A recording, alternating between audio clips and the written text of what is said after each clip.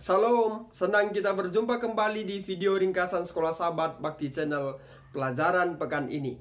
Dengan judul buku pelajaran untuk satu kuartal ini adalah Menjalin Persahabatan untuk Allah, Sukacita Berbagi dalam Misinya. Judul pelajaran pekan ini adalah Mengapa Bersaksi. Untuk memudahkan kita memahami pelajaran pekan ini, kami mencantumkan beberapa ayat-ayat Alkitab untuk mendukung pelajaran pekan ini. Ayat hafalan pelajaran pekan ini adalah tertulis 1 Timotius 2 ayat 3 dan 4, firman Tuhan. Itulah yang baik dan yang berkenan kepada Allah Juru Selamat kita, yang menghendaki supaya semua orang diselamatkan dan memperoleh pengetahuan akan kebenaran. Pemirsa Bakti Channel, kerinduan Tuhan yang terbesar adalah agar semua orang di mana saja merespon kasih karunia-Nya, merespon kasih dari Yesus itu sendiri, menerima rahmat-Nya, diubah oleh Roh-Nya, dan diselamatkan ke dalam kerajaan-Nya. Mungkin pemirsa bertanya, tentunya saudara dan saya harus bersaksi adalah tentang Yesus Kristus. Mengapa tentang Yesus Kristus? Karena Dia telah memberikan keselamatan untuk saudara dan saya. Dan karena Yesus Kristus telah mengubah hidup saudara dan saya dari kegelapan ke terang yang Tuhan tawarkan kepada kita.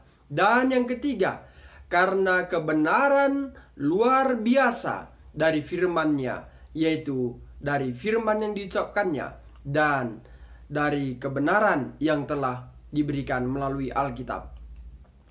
Mengapa bersaksi? Pemirsa, kita bersaksi supaya memberikan kesempatan untuk keselamatan kepada orang-orang yang ada di sekitar kita. Tuhan memberikan kesempatan setiap hari bagi orang-orang di mana saja untuk mengenal Yesus sebagai Tuhan dan Juru Selamat. Dia bergerak ke dalam hati mereka melalui Roh Kudus-Nya. Meskipun Allah menyatakan dirinya melalui kesan Roh-Nya, kemuliaan Allah dan tindakan pemeliharaannya, namun wahyu paling jelas dari kasih-Nya ditemukan dalam kehidupan dan pelayanan Yesus Kristus. Ketika kita membagikan Yesus dengan orang lain, kita memberi mereka kesempatan terbaik untuk diselamatkan. Tentunya kita tidak mau orang yang kita kasihi ada di dalam bahaya. Kita menawarkan keselamatan supaya mereka dapat mengetahui dan diselamatkan oleh Yesus Kristus. Apakah yang diajarkan Injil Lukas tentang tujuan Kristus datang ke bumi ini? Mari kita buka Alkitab kita, Lukas 19 ayat 10. Firman Tuhan demikian. Sebab Anak Manusia datang untuk mencari dan menyelamatkan yang hilang. Mari kita garis bawahi, tujuan Allah datang ke dunia ini adalah mencari dan menyelamatkan yang hilang. Pemirsa, bagaimanakah kita bekerja sama dengan Kristus dalam pekerjaannya untuk menyelamatkan yang hilang? Tentu kita terpanggil supaya kita dapat menyampaikan sebagai jembatan untuk juru kabar Tuhan, menyampaikan kebenaran ini kepada banyak orang, kepada orang-orang yang kita kasihi. Dengan cara bagaimana? Mari kita baca dalam Yakobus 5:19-20. Saudara-saudaraku, jika ada di antara kamu yang menyimpang dari kebenaran, dan ada seorang yang membuat dia berbalik, ketahuilah bahwa barang siapa membuat orang berdosa berbalik dan jalannya yang sesat, ia akan menyelamatkan jiwa orang itu dari maut dan menutupi banyak dosa. Pemirsa, sangat jelas bahwa kita dapat bekerja sama dengan Tuhan untuk menyelamatkan banyak orang. Salah satunya adalah menegur yang salah. Jikalau kita melihat sahabat kita, keluarga kita, orang-orang terdekat dengan kita, atau siapa saja yang sudah masuk ke dalam kesalahan, maka saatnya kita untuk menegur dia, menarik dia untuk keluar dari bahaya itu, supaya dia mendapatkan kebenaran yang datangnya dari Tuhan dan memperoleh keselamatan. Jadi kita adalah penghubung Allah dalam rencana keselamatan, untuk menjangkau orang-orang yang terhilang dengan kemuliaan Injil. Injil adalah senjata kita untuk menarik mereka keluar dari mara bahaya. Pemirsa, kembali saya mengulangi pertanyaan judul kita di atas tadi, mengapa bersaksi? Karena kalau kita bersaksi, kita membuat Yesus gembira. Apakah benar? Mari kita baca Lukas 15 ayat 7. Aku berkata kepadamu, demikian juga akan ada sukacita di sorga karena satu orang berdosa yang bertobat, lebih daripada sukacita karena 99 orang benar yang tidak memerlukan pertobatan. Pemirsa yang diberkati oleh Tuhan Yesus, sukacita akan luar biasa akan terjadi jikalau ada satu orang yang bertobat, yang dibawa kepada Tuhan. Maka sukacita itu bukan saja hanya satu malaikat, tapi berlaksa-laksa malaikat sorga akan bersukacita. Mungkin bisa kita buat satu contoh. Jikalau kita memiliki air minum yang banyak, stok air minum yang banyak, lalu kita menawarkan satu gelas air minum kepada orang yang memiliki persiapan air minum yang banyak, maka mungkin dia katakan, buangkan saja itu air yang kita tawarkan itu. Tetapi sebaliknya, jikalau seseorang itu tidak memiliki air minum dan dia sangat memerlukan air untuk melepaskan dahaganya, pada saat kita membawa air minum, bukan saja satu gelas, mungkin setengah gelas atau seperempat gelas, maka itu sangat berarti baginya. Pemirsa yang diberkati oleh Tuhan Yesus, bahwa satu orang yang kita bawa kepada Yesus lebih sungguh sangat berarti daripada 99 yang ada di dalam apa? Yang ada dalam Yesus Kristus. Pemirsa, segenap surga bersukacita ketika yang terhilang ditemukan di dunia yang penuh dengan penyakit, bencana, dan kematian. Kita dapat membawa sukacita ke dalam hati Allah dengan membagikan kabar baik. Dunia kita, negara yang kita tempati saat sekarang ini, sedang dilanda dengan penyakit, sedang dilanda dengan berbagai masalah. Tentu satu kabar baik tentang Yesus Kristus boleh kita ceritakan, boleh kita bawakan kepada orang yang benar-benar membutuhkannya. Pemirsa yang diberkati oleh Tuhan Yesus, kabar baik keselamatan kita dapat bawa kepada orang lain.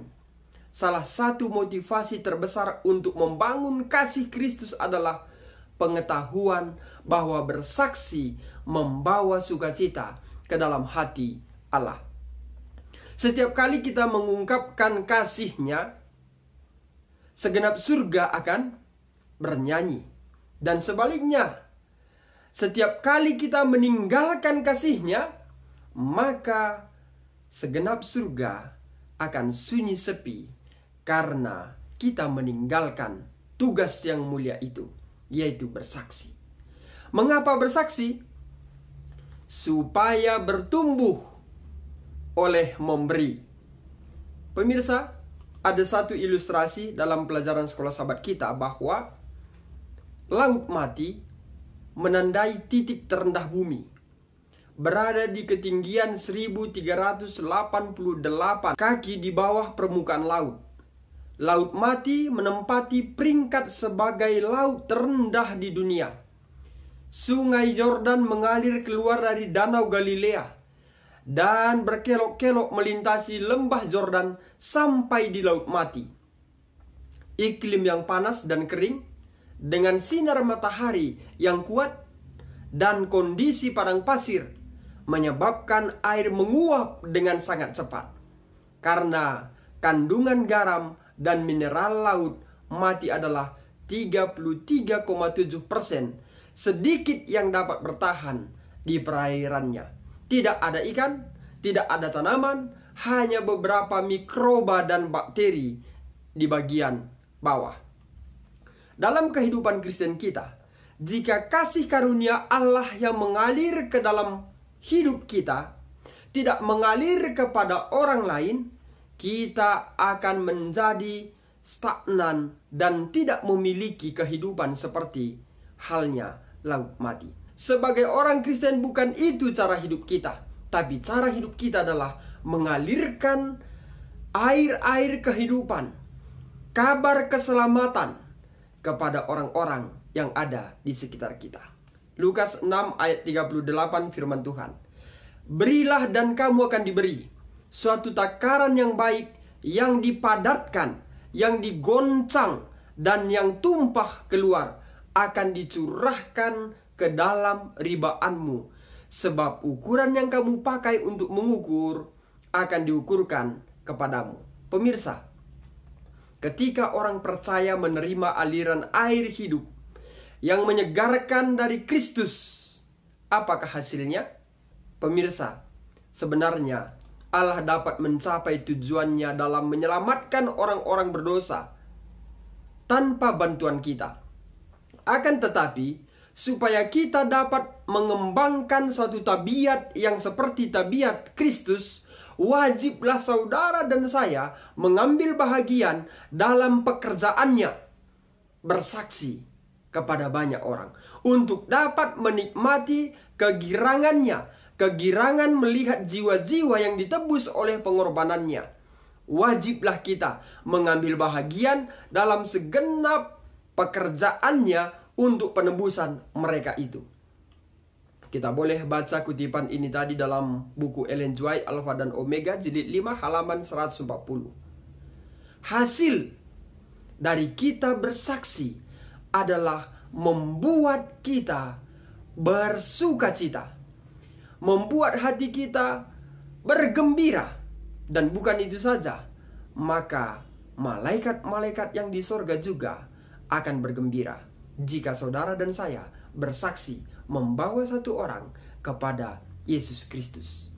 Dan bukan itu saja, bahwa kita akan melihat hasil jikalau kita bersaksi.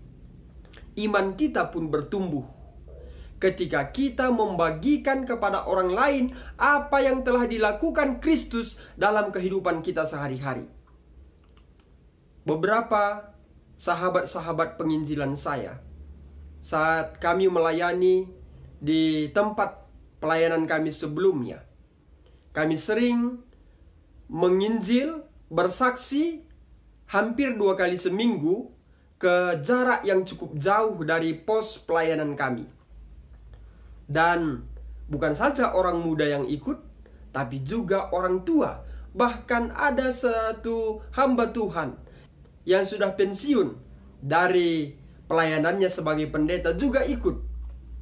Dan ada satu dari hamba Tuhan ini mengatakan demikian, saya mau ikut menginjil, bersaksi tentang Yesus Kristus kepada banyak orang 2 kali seminggu. Bahkan kadangkala kami naik sepeda motor, kena hujan, kena bukan hanya hujan yang turun dari langit, tapi juga kami sering kena hujan debu dari letusan Gunung Sinabung. Tetapi mereka mengatakan, karena pada saat saya ikut bersaksi, iman saya pun semakin kuat dan semakin bertumbuh. Pemirsa, mungkin hal yang sama sudah kita alami di tengah perjalanan penginjilan kita. Kalau selama ini kita belum ikut menginjil, mari bergabung dengan tim penginjilan, bergabung dengan tim pelayanan.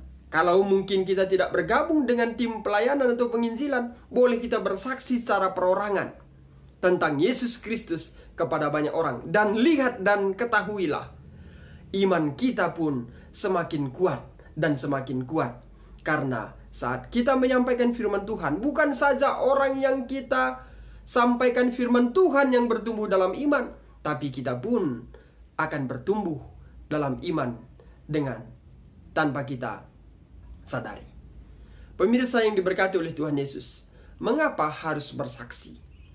Kita bersaksi karena kesetiaan kita kepada perintah Kristus. Pemirsa, loyalitas kepada Kristus membutuhkan komitmen untuk melakukan kehendak-Nya. Itu membutuhkan kepatuhan pada perintah-Nya. Itu menghasilkan hati yang berdetak bersama dengan hati-Nya dalam menyelamatkan yang terhilang.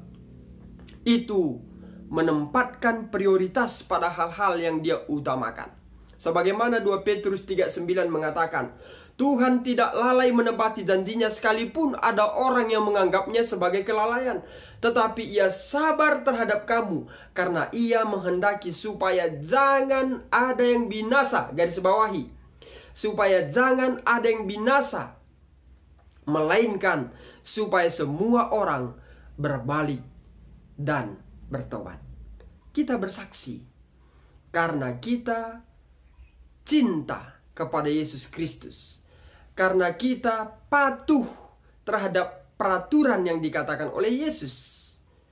Supaya dengan perintah yang disampaikan itu, pergi, jadikan semua murid Yesus, dan baptislah mereka, dan ajarlah mereka.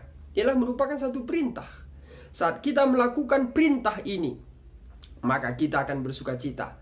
Dan tujuan utama Yesus, misi Yesus, adalah supaya banyak orang akan bertobat dan mewarisi kerajaan surga. Dan tujuan Yesus supaya jangan ada yang binasa. Supaya jangan ada orang binasa. Sebagaimana kita sudah pelajari di awal video ini tadi. Terlibatlah di dalam penginjilan. Bersaksi. Karena sebenarnya Allah bisa menggunakan batu-batu berbicara. Tapi Tuhan mau saudara dan saya untuk turut serta supaya kita mempunyai tabiat menyerupai karakter dari Yesus Kristus. Tuhan sangat bersemangat dalam menyelamatkan orang. Tidak ada yang lebih penting baginya adalah keinginan tulusnya agar semua orang diselamatkan dan memperoleh pengetahuan akan kebenaran. Kita boleh baca 1 Timotius 2:4.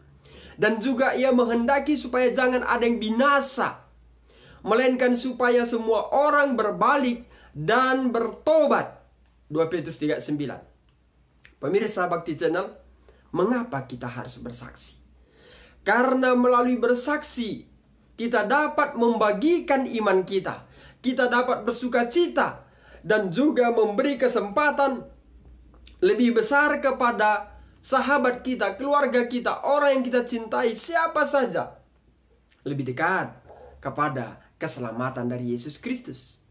Kita bersaksi karena kita menumbuhkan iman kita, iman kerohanian kita secara pribadi, dan menempatkan kita berhubungan dengan hati yang esa dalam merindukan manusia untuk diselamatkan.